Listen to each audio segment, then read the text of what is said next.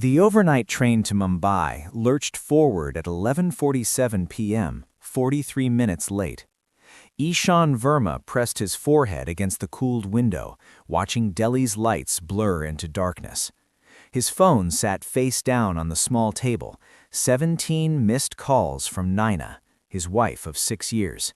He'd stopped answering 3 days ago. The first-class compartment was nearly empty, just how he wanted it. Space to think. Space to decide if a marriage could survive what he'd discovered 2 weeks earlier. Receipts from hotels he'd never visited, whispered phone calls ending abruptly when he entered rooms, and that name, Dimitri, appearing again and again in her calendar. "Excuse me, is this seat taken?" Ishan glanced up. A woman stood in the aisle, her presence somehow filling the quiet carriage. She had sharp cheekbones, dark hair pulled into a loose braid, and eyes that held an unsettling combination of urgency and sadness. Everything about her seemed deliberate, from her leather jacket to the worn messenger bag slung across her shoulder. "It's all yours," he muttered, returning to the window. She sat down, and for several minutes neither spoke. The train settled into its rhythm, metal wheels against rails, a lullaby of motion. Ishan felt exhaustion pulling at him when her voice, barely above a whisper, cut through the noise. "Your wife is involved with my brother." His blood turned to ice. Ishan's head snapped toward her, heart hammering. "What did you just say?" The woman's expression remained steady, though her hands trembled slightly as she placed them on the table. "I'm Alina Kovac, your wife Naina Verma. I know who she is, and I know she's been meeting with my brother, Dimitri." Ishan's throat constricted. Who the hell are you?"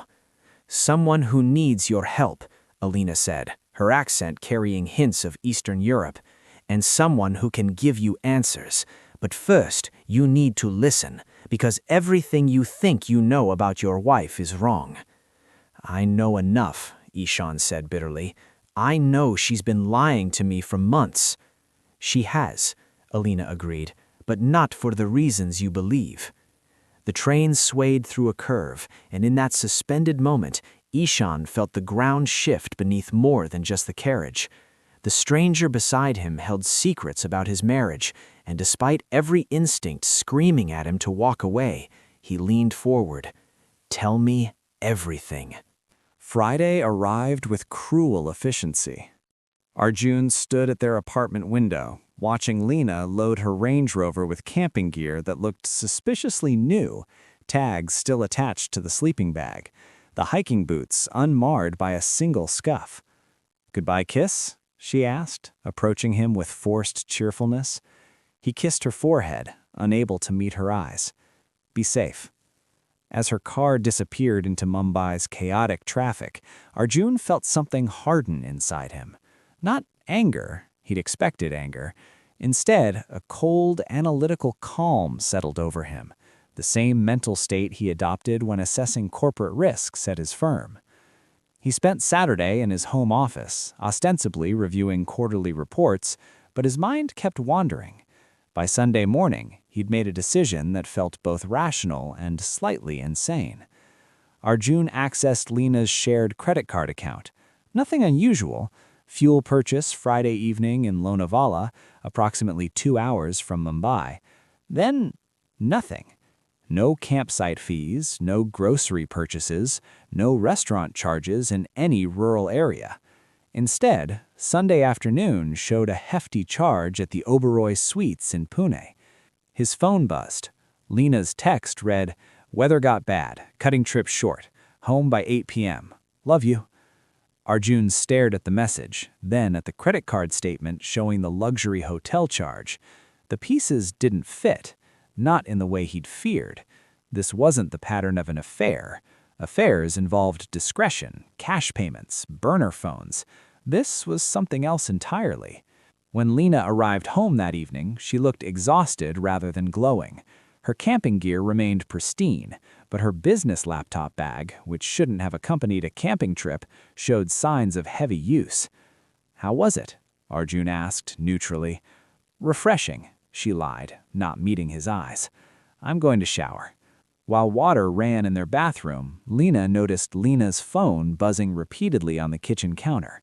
Samir's name flashed across the screen with messages that appeared and disappeared too quickly to read fully, but one phrase caught his eye. "HR knows about the retreat. We need to coordinate our story." Monday morning, Arjun arrived at his office at Malhotra and Associates Risk Management to find an unusual email waiting. A request from Vertex Solutions HR Director, Priya Deshmukh, asking for a confidential meeting regarding potential corporate ethics violations involving employee Lena Kapoor. His wife's company was investigating her. That evening, Arjun came home to find Lena curled on their sofa, still in her work clothes, mascara streaked down her cheeks. When she saw him, she didn't speak, just launched herself into his arms, sobbing so hard her entire body shook. He held her, stroking her hair, waiting. Whatever was happening, whatever secret she'd been carrying, it was about to shatter completely. "I'm so sorry," she choked out. "I never meant... I was so scared." "Tell me," Arjun said quietly. "Whatever it is, just tell me the truth." Dawn approached as the train cut through Gujarat's countryside, transforming darkness into shades of gray. Ishan and Alina sat close now, shoulders nearly touching as they cross-referenced documents. The proximity felt natural, born of shared purpose rather than attraction, though Ishan couldn't deny awareness of her presence, the way exhaustion had softened her sharp edges into something more vulnerable. "Here," Ishan said, pointing to a banking record, "this transaction, $50,000 routed through Singapore, then split into 17 smaller payments. The dates match Dimitri's supposed embezzlement timeline, but look at the actual beneficiaries." Alina leaned in, her breath catching. "Board members' relatives. Using different surnames, but I recognize them from Dimitri's research. They didn't just frame him, they profited from it." "And Nina found this?" "With Dimitri's help," Alina's voice grew thick with emotion. "He'd been collecting breadcrumbs for 3 years. Every parole meeting, every chance encounter with former colleagues, all calculated to gather one more piece. Nina gave him hope that someone with legal standing would finally listen." The train lurched, and Alina's coffee cup tipped. Ishan caught it reflexively, his hand covering hers for a moment. Their eyes met, and he saw something there. Not attraction, but recognition. They were both loving people caught in someone else's war, trying desperately to protect what mattered. "I'm sorry," Ishan said suddenly. "About Dimitri, about not trusting Nina, about all of it." Alina's eyes glistened. "We protect the people we love in strange ways sometimes. Nina pushed you away to keep you safe. You pulled away to protect yourself from hurt. Both acts of love, just misaligned." "How did you get so wise?" Ishan asked, a weak smile forming. 29 years of mistakes, and watching my brother lose everything because he told the truth." Ishan's phone buzzed. A message from an unknown number. "Stop looking. You have no idea what you're risking. Last warning." He showed Alina. She paled but straightened her shoulders. "They know we're close. Should we stop?" "Can you?" Her question held no judgment, just curiosity. Ishan thought of Nina, her dedication, her secrets, her love manifesting as protection. He thought of Dimitri, somewhere out there, possibly in danger because he dared to seek justice. He thought of Alina, risking everything to save her brother. "No," he said firmly, "we finish this." Alina's hand found his, squeezing once. "Thank you." The train began its final approach to Mumbai. Through the window, the city emerged from morning mist, a sprawl of possibility and danger. "Whatever happens next," Alina said softly, "Nina is lucky to have you. Even when you didn't understand, you came looking for truth. That's love." Ishan felt tears prick his eyes. "Will we find him in time?" "We have to." By 2 a.m., the compartment had become a war room. Alina spread documents across every surface, bank statements, emails, photographs. Ishan absorbed it all, his marketing executive's mind automatically organizing information into patterns. Dimitri's last known location was the old textile district in Bhiwandi, Alina explained, pointing to a map. He'd tracked the money trail to a warehouse supposedly owned by a shell company. But look at this. She handed Ishan a corporate filing. His eyes widened. This shell company, it's registered under a subsidiary of Veritas Industries, Alina finished. The same company that accused Dimitri of embezzlement. They didn't just frame him, they used stolen funds to create a web of fake companies, then pinned the theft on him when auditors got too close. Ishan's hands shook slightly as he examined the documents. Somewhere in this maze of corporate corruption, his wife had been working alone, carrying secrets that could destroy careers or end lives. "How long have you known Naina?" Ishan asked. "We met 8 months ago," Alina said, a small smile crossing her face.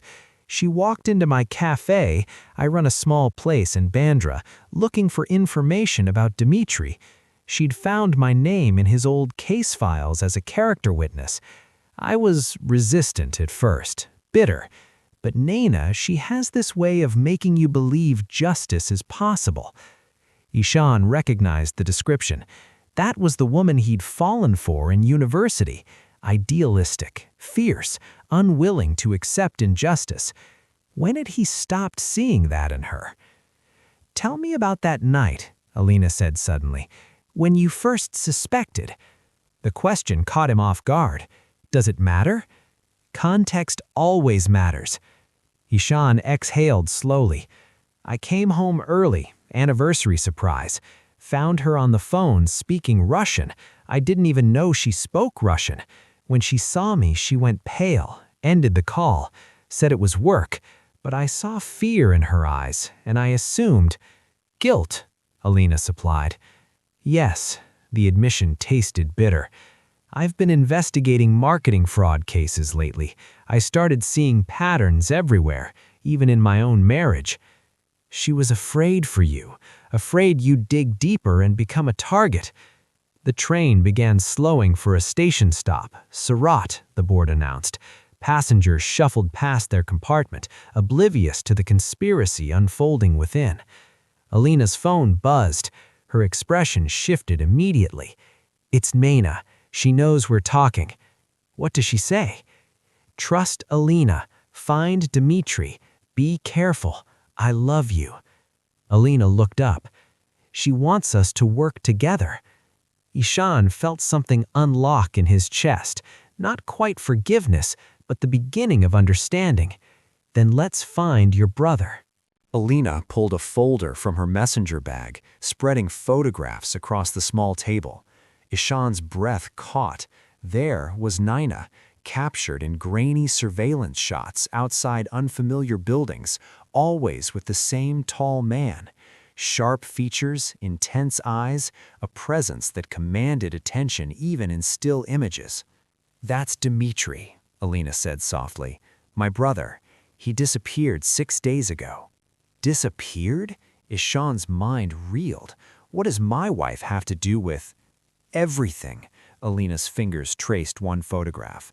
3 years ago, Dimitri was accused of embezzling 40 million rupees from Veritas Industries. He was convicted, served 18 months, released on parole.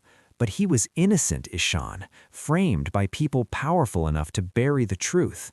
Ishan stared at the images, his certainty crumbling. "And Naina?" "She's a volunteer at the Legal Justice Foundation," Alina said. 6 months ago, she took on Dimitri's case, pro bono, secretly, because the people who framed him are connected to her firm's biggest clients. She's been collecting evidence, witness statements, anything to prove his innocence. The train rattled through a tunnel, plunging them into temporary darkness. When light returned, Ishan found himself studying Alina's face, the exhaustion around her eyes, the way she held herself together through sheer will. "Why didn't she tell me?" His voice cracked. "Why the secrecy?" Because she was protecting you. The people behind this, they've already destroyed lives. Nina didn't want you anywhere near it. Every hotel receipt, every late meeting, she was gathering evidence, meeting witnesses too afraid to come forward publicly. Ishan slumped back, feeling gutted. All his suspicions, his jealousy, his certainty of betrayal, all of it wrong. I accused her. I told her I knew about him, that I wanted space. She tried to explain, but I wouldn't listen. She couldn't explain, Alina said gently, not without endangering the case, not without risking you. Silence stretched between them. The train's rhythm became a metronome counting Ishan's regrets. "Why come to me now?" he asked finally. Alina's composure cracked, tears welling. "Because Dimitri's gone. His last message said he'd found the final piece of evidence, something that would expose everyone involved. Then, nothing. Nina's trying to find him, but she's being watched. I need someone they won't suspect, someone who loves her enough to fight for the truth." Ishan met her gaze, seeing his own fear reflected back. Outside, the landscape had transformed into endless darkness, punctuated by occasional village lights, each one a small beacon against the void. "What do you need me to do?"